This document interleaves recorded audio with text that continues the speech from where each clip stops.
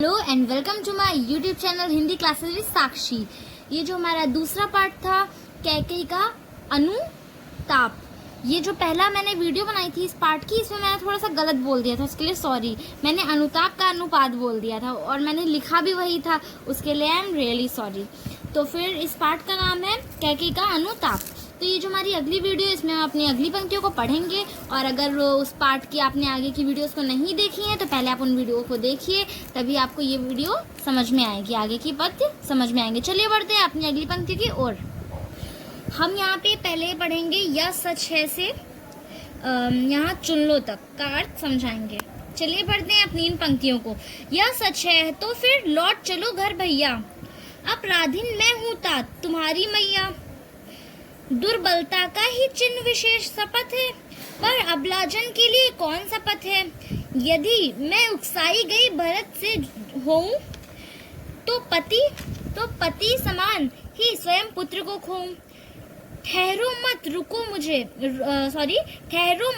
मुझे, कहूँ सो सुन लो, पाओ यदि उसमें कोई सार तो उसे सब चुन लो। अब इन पंक्तियों में कैकेयी क्या कहती हैं वो समझते हैं।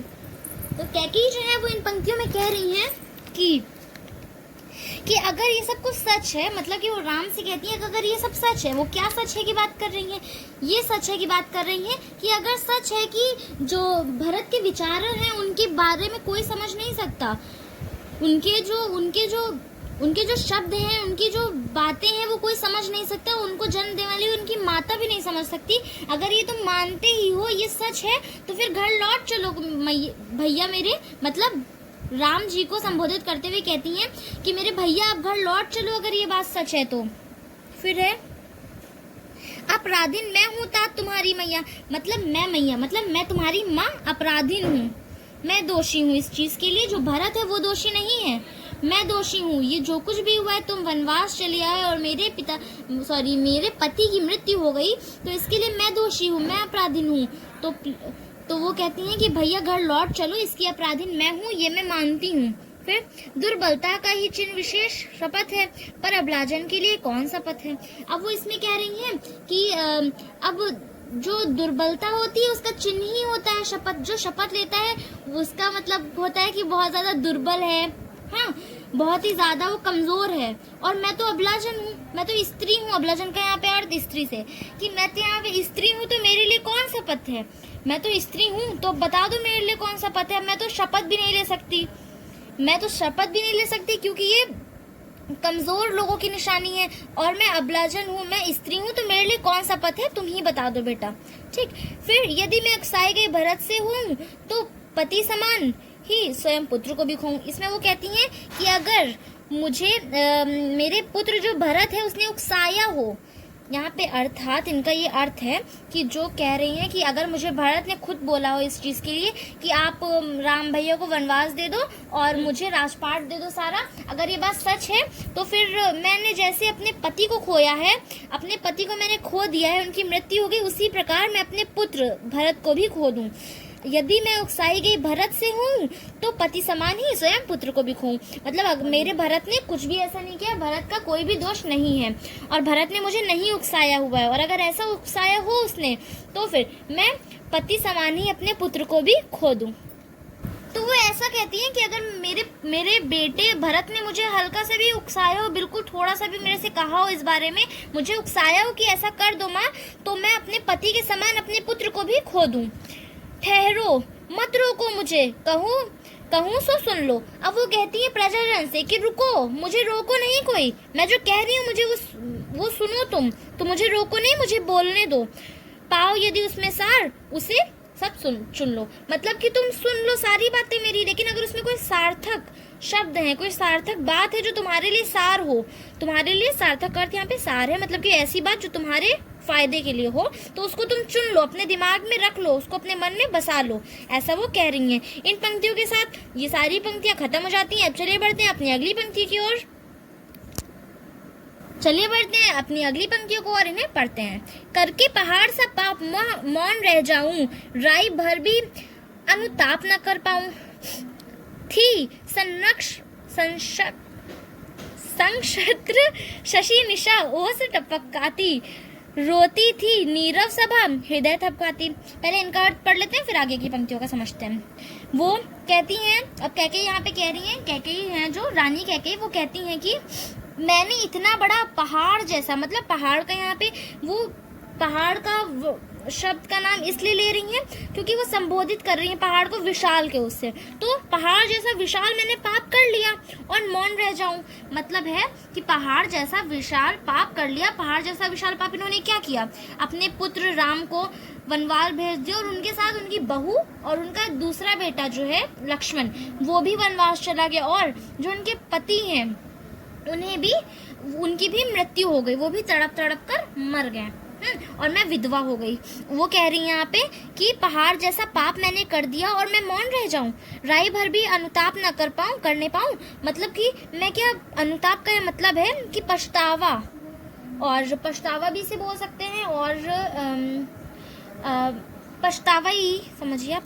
तो है कि राई भर का भी अनुताप न करो। राई का यहाँ पे क्या मतलब किया गया, राई बहुत छोटी सी होती है, तो छोटे का मतलब यहाँ से राई दिया गया हुआ है संबोधन करने के लिए, कि राई भर का अनुताप भी ना कर पाऊँ, राई भर का पछतावा भी ना कर पाऊँ मैं, ऐसा कह रही हैं। फिर है थी संक्षत्र शशि निशा ओस टपकाती, मतलब कि जो वहाँ का मौसम था, अब आकाश में जो चंद्रमा था, रूपी रात थी जो, वह ओस गिर रही थी और पूरी सभा मौन थी, और सभी कैकेयी की बात को सुन रहे थे।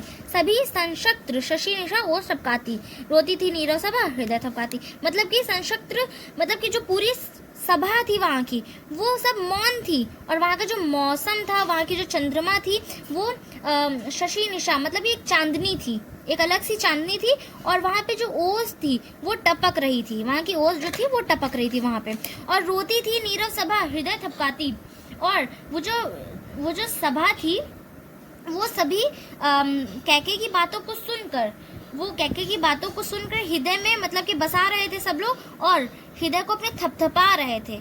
वो उनको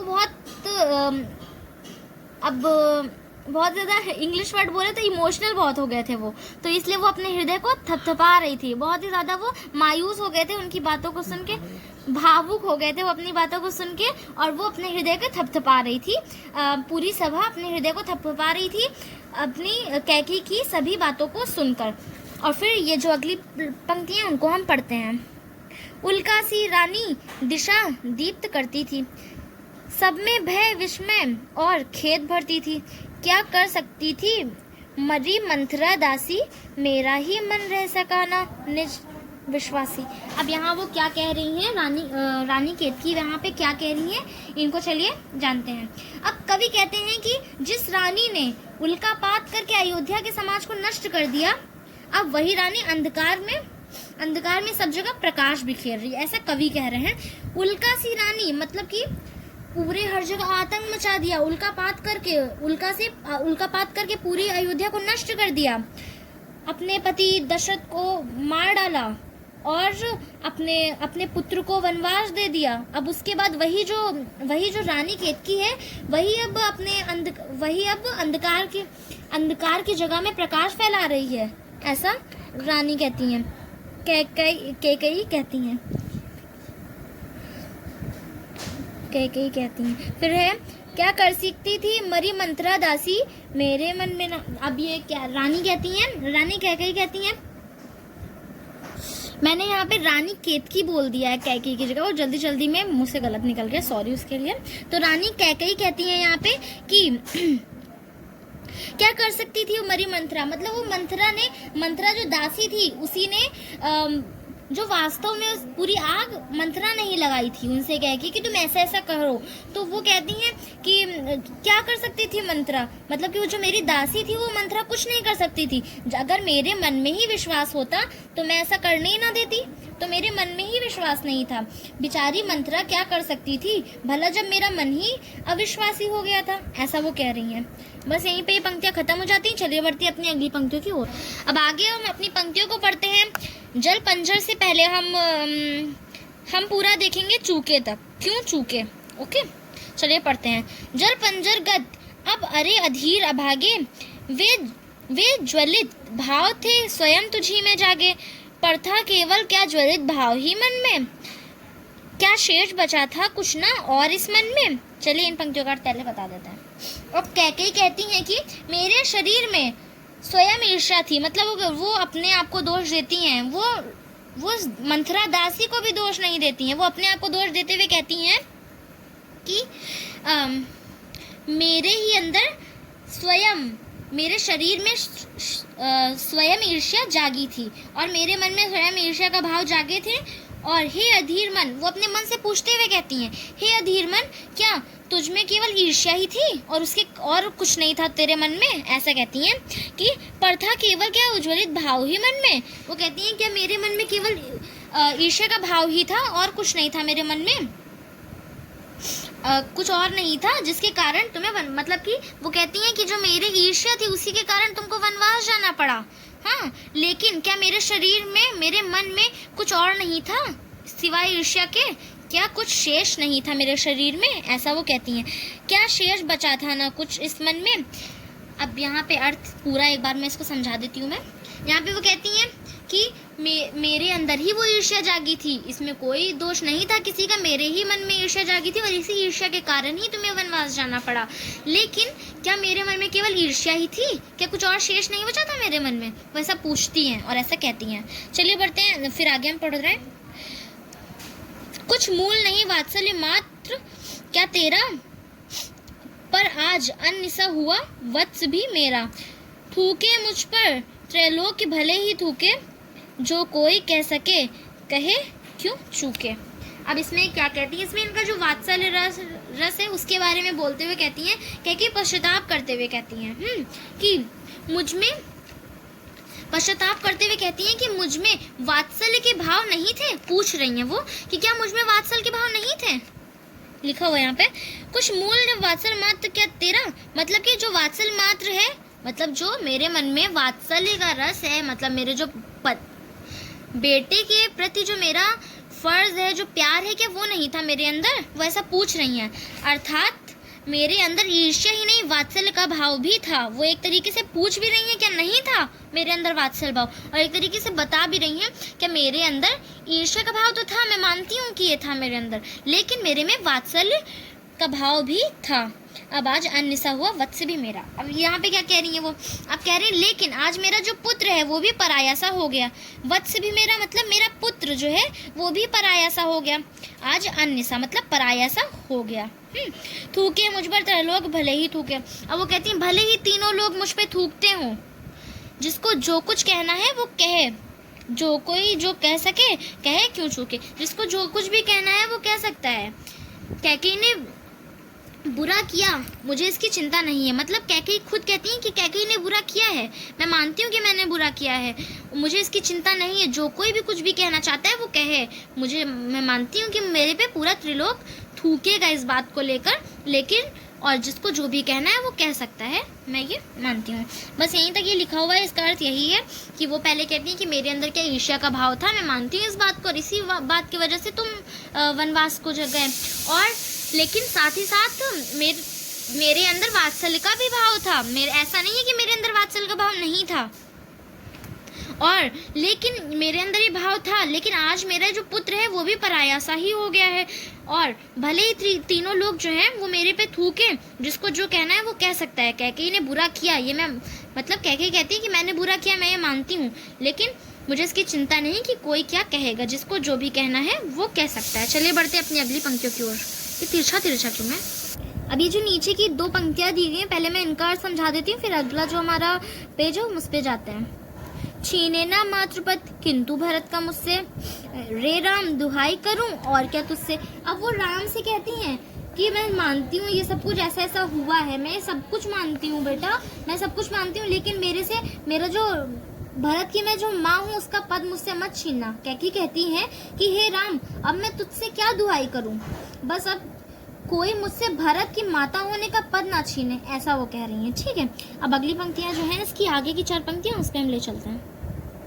चलिए पढ़ते हैं इन पंक्तियों को। कहते आते थे यही अभी, नर देही माता ना कुमाता, पुत्र को पुत्र भले ही। अब इसका पहले सुन लीजिए, फिर आगे की 4 पंक्तियों का बताते हैं।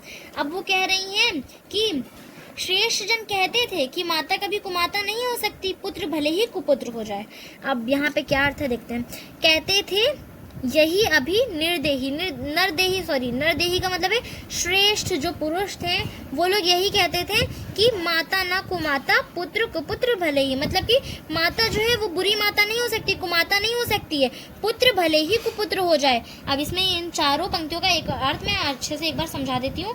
जो कैकेयी है वो कहती हैं कि हे राम, अब मैं तुझसे क्या दुहाई करूं, बस अब कोई मुझसे भरत की माता होने का पद ना छीने। ठीक, फिर वो कहती हैं श्रेष्ठ जन कहते थे कि माता कभी कुमाता नहीं हो सकती, भले ही मतलब पुत्र कुपुत्र हो जाए। आशा आपको समझ में आ गया होगा। चलिए बढ़ते हैं अगली पंक्तियों पे। अब कहे अभी या हाय विरुद्ध विधाता, है पुत्र पुत्र ही रहे कुमाता माता, बस मैंने इसका ब्राह्म मात्र ही देखा, दृढ़ हृदय न देखा, मृदुल गात्र ही देखा। अब क्या कह रही हैं? कैकेयी कहती हैं कि अब सभी विधाता के नियम विरुद्ध कहेंगे, मतलब कि जो विधाता के नियम थे उसके विरुद्ध अब सब कहेंगे कि पुत्र तो पुत्र ही रहा, लेकिन माता जो थी वो कुमाता हो गई। यहाँ पे लिखा हुआ है जैसे कि पुत्र तो पुत्र ही रहा, लेकिन माता जो थी वो कुमाता हो गई। अब कहें सभी हाय विरुद्ध विधाता, मतलब कि विधाता के विरुद्ध अब सभी कहेंगे कि जो पुत्र था वो तो पुत्र ही रहा, लेकिन माता जो थी वो कुमाता होगी, बस मैंने इसका ब्राह्म मात्र। ठीक, अब देखते हैं। फिर कहती हैं कि मैंने भरत के ऊपरी रूप को ही देखा, उसके दृढ़ हृदय को नहीं देखा, उसके कोमल शरीर को ही बस देखा। यहाँ पे ये क्या कह रही है कि बस मैंने उसका ब्राह्म मात्र ही देखा, मतलब कि इसका मतलब है कि उन्होंने केवल ऊपरी शरीर, जो उनकी ऊपरी शरीर है उसी को देखा, उनके कोमल शरीर को ही देखा, दृढ़ हृदय ना देखा। उनकी जो दृढ़ हृदय है, उनका जो दृढ़ हृदय है उसको मैं नहीं देख पाई, उनके कोमल शरीर को ही देखा। यहाँ लिखा हुआ है मृदुल गात्र ही देखा, मतलब कि उनके कोमल शरीर को ही देखा, उनके दृढ़ हृदय को मैं नहीं देख पाई। अब इसका पूरा अर्थ क्या है मैं एक बार आपको समझा देती हूँ ठीक से। पहले वो कहती हैं, आगे की जो 4 पंक्तियाँ थी उसमें क्या कहती हैं? पहले वो कहती हैं कि हे राम, मैं तुमसे यही दुहाई करती हूँ कि जो मेरी माता का पद है, मतलब मेरा जो पद है, भरत की माँ होने का जो मेरा पद है वो मुझसे कोई ना छीने। और श्रेष्ठ जन कहते थे पहले कि माता कुमाता हो सकती है, लेकिन पुत्र भले ही पुत्र, मतलब माता कुमाता कभी नहीं हो सकती, पुत्र भले ही कुपुत्र हो जाए। लेकिन अब सब विधाता के नियम के विरुद्ध बोलेंगे कि पुत्र तो पुत्र ही रहा, लेकिन माता जो थी वो कुमाता हो गई। और मैंने सिर्फ भरत के ऊपरी रूप को देखा, मैंने उसके दृढ़ हृदय को नहीं देखा, मैंने केवल उसके कोमल शरीर को ही देखा, वो ऐसा कह रही हैं।